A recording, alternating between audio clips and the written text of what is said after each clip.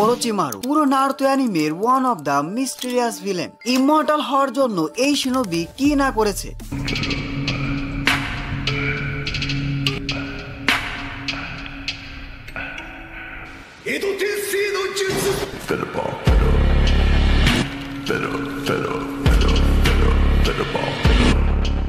Naruto অ্যানিমেতে একটা বিষয় তোমরা সবাই খেয়াল করবে, যতগুলো ভিলেন আছে সবার ভিলেন হওয়ার পেছনে কোনো মোটিভ বা গোল ছিল। এরা হুদায় হুদায় ভিলেন হয় নাই। একটা স্টোরিতে ভিলেন সাধারণত দুই রকমের হয়ে থাকে, যে কিনা জন্মগতভাবে ভিলেন।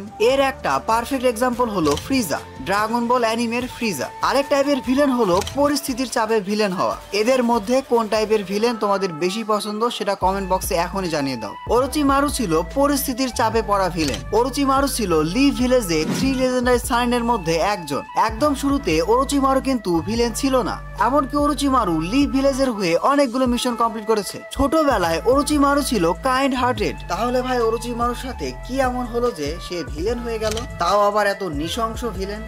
বলছি আজকের ভিডিওটাই তো এই টপিক নিয়ে। ওজি নারুতোতে ওরোচিমারুকে যখন ইন্ট্রোডিউস করানো হয়েছিল তখন তোমরা সবাই দেখেছো ওরোচিমারু কতটা নৃশংস ভিলেন ছিল। প্রথমত তার লুক, ভাইরে ভাই বাচ্চা পোলাপাইন দেখে ভয় পেয়ে যেত। দ্বিতীয়ত ওরোচিমারুর এক্সপেরিমেন্ট, ইমমর্টাল হওয়ার জন্য এক্সপেরিমেন্ট। এটার জন্য ওরোচিমারু পুরো নারুতো অ্যানিমেতে অনেক অপকর্ম করেছে। এসবের কারণে ওরোচিমারুকে যদি পুরো নারুতো অ্যানিমের সবচেয়ে ভয়ঙ্কর ক্যারেক্টার বলা হয় তাহলে হয়তো ভুল কিছু বলা হবে না। সবই বুঝলাম ভাই, বাট ওরোচিমারু ভিলেন হলো কেন? ওরোচিমারুর মা বাবা কিন্তু লিভ ভিলেজের শিনোবি ছিল, কিন্তু তারা সেকেন্ড গ্রেড নিনজা ওয়ারেই মারা যায়। তখন ওরোচিমারুর বয়স খুবই কম ছিল। ছোট্ট ওরোচিমারুর জন্য তার মা বাবাকে ছাড়া থাকা অনেক বেশি কষ্টকর ছিল।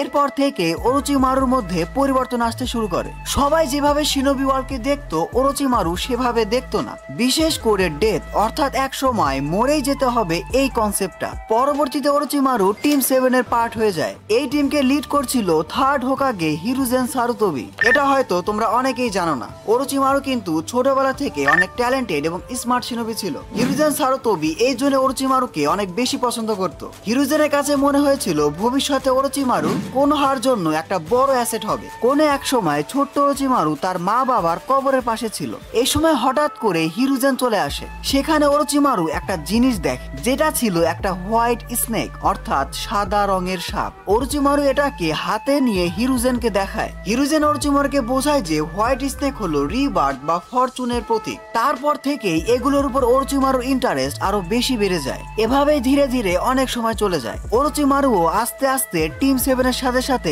বড় হতে থাকে। একসময় ওরোচিমারু একজন জোনিনও হয়ে যায়। এরপর থার্ড গ্রেড নিনজা ওয়ার শুরু হয়ে যায়। এই যুদ্ধেই সুনাডের ভাই ওরোচিমারুর সামনেই মারা যায়। সত্যি বলতে এই সময় কিন্তু ওরোচিমারু অনেক ভালো ছিল। তার মা বাবা মারা যাওয়ার পর টিম 7 ছিল তার ফ্যামিলি। ওরোচিমারুর সামনে সুনাডের ভাই মারা যাওয়াটা একটা ট্রিগার পয়েন্ট। সুনাডের ভাই ছিল অনেক বেশি ট্যালেন্টেড এবং পোটেনশিয়াল ক্যারেক্টার। ওরোচিমারু কিন্তু এগুলো খুব ভালো করে জানতো। এরপর যখন ওরোচিমারুর সামনেই সুনাডের ভাই নৃশংসভাবে মারা যায়, তার সাথে সাথেই কিন্তু সুনাডের ভাইয়ের সবকিছু শেষ হয়ে যায়। এই জিনিসটাই ওরোচিমারুকে ভাবতে বাধ্য করে হিউম্যানদের ডেথ কনসেপ্ট নিয়ে। ওরোচিমারুর সামনে এমন সিচুয়েশন ছিল যে সে চাইলেও সুনাডের ভাইকে বাঁচাতে পারতো না। এখানেই শেষ নয়, সুনাডের ভাইয়ের সাথে সাথে সুনাডের বয়ফ্রেন্ডও মারা যায়। ভাই আমার কাছে মনে হয় মাস্টার জিরা এই নিউজ শুনে খুব বেশি দুঃখ পায় নাই, পাইলেও কম দুঃখ পাইছে। সেটা হতে পারে। যাই হোক, আমরা একটা সিরিয়াস বিষয় নিয়ে কথা বলছি।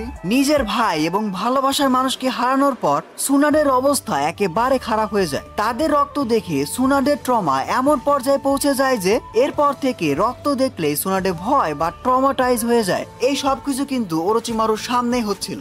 এরপর থেকে ওরোচিমারু ভাবতে শুরু করে মানুষের লাইফ আসলে খুবই কম, খুবই আনপ্রেডিক্টেবল। যখন যা ইচ্ছা তাই হতে পারে।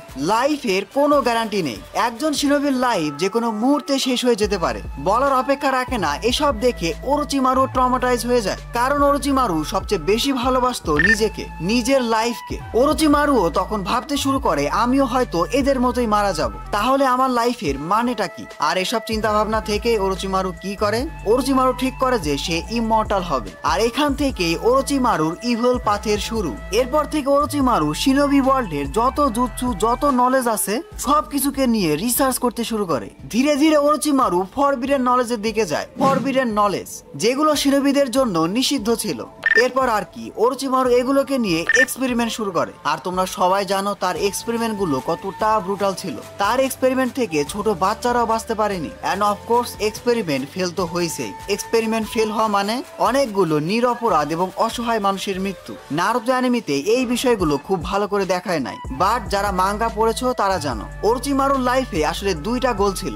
এক, ইমর্টাল হওয়া, দুই, পুরো শিনোবি ওয়ার্ল্ডের নলেজ গেইন করা। এই দুইটা গোলের জন্যই সে ভিলেন হয়ে গেছে, কারণ সোজা রাস্তায় গেলে সে এই দুইটা ড্রিমের কোনো কিছু পূরণ করতে পারতো না। ধীরে ধীরে ওরোচিমারুর এক্সপেরিমেন্ট এবং ব্রুটালিটি আরো বাড়তে থাকে। একসময় ওরোচিমারু হিরুজেনের কাছে ধরাও পড়ে যায়, আর হিরুজেন এখানে খুবই গাধার মতো একটা কাজ করে। সে ওরোচিমারুকে বন্দি বা মেরে ফেলে না, হিরুজেন জাস্ট ওরোচিমারুকে ভিলেজ থেকে বের করে দেয়। সত্যি বলতে হিরুজেন ওরোচিমারুকে অনেক বেশি পছন্দ করত, এজন্যই হয়তো ওরোচিমারুর জন্য তার মনে মায়া কাজ করছে। তারপর কি হলো, তার নিজের পছন্দের স্টুডেন্ট তাকেই মেরে ফেললো। ওরোচিমারুকে যখন লিভ ভিলেজ থেকে বের করে দেওয়া হলো, এরপর থেকে লিভ ভিলেজের উপর ওরোচিমারুর রাগ আরো বাড়তে থাকে। এরপর থেকে ওরোচিমারু লিভ ভিলেজকে হেট করতে থাকে। লিভ ভিলেজ থেকে বেরিয়ে যাওয়ার পরও কিন্তু ওরোচিমারু তার ইভিল এক্সপেরিমেন্ট চালাতেই থাকে। সময়ের সাথে সাথে ওরোচিমারু আরো বেশি পাওয়ারফুল হতে থাকে। ফরবিডেন জুৎসু নিয়ে তার নলেজ আরো বাড়তে থাকে। এন্ড ইয়েস, ওরোচিমারু আরো বেশি ব্রুটাল হতে থাকে। এরপর আর কি ওরোচিমারু যখন বুঝে ফেললো সে যথেষ্ট পাওয়ারফুল হয়ে গেছে,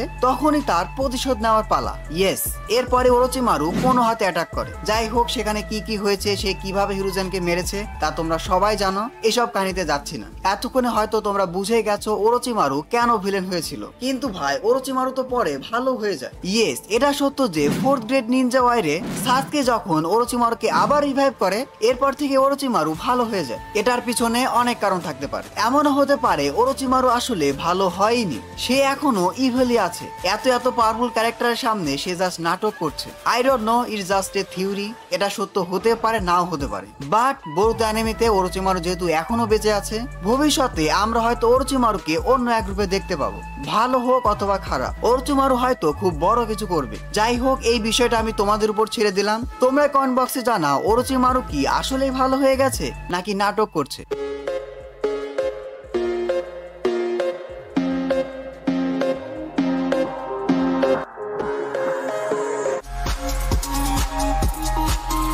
সো আজকে ভিডিওটি এ পর্যন্ত। ভিডিওটি ভালো লাগলে ভিডিওটিতে এখন একটি লাইক দিয়ে চ্যানেলটি সাবস্ক্রাইব করে ফেলো। Don't subscribe if you are not an anime fan. See you in next video.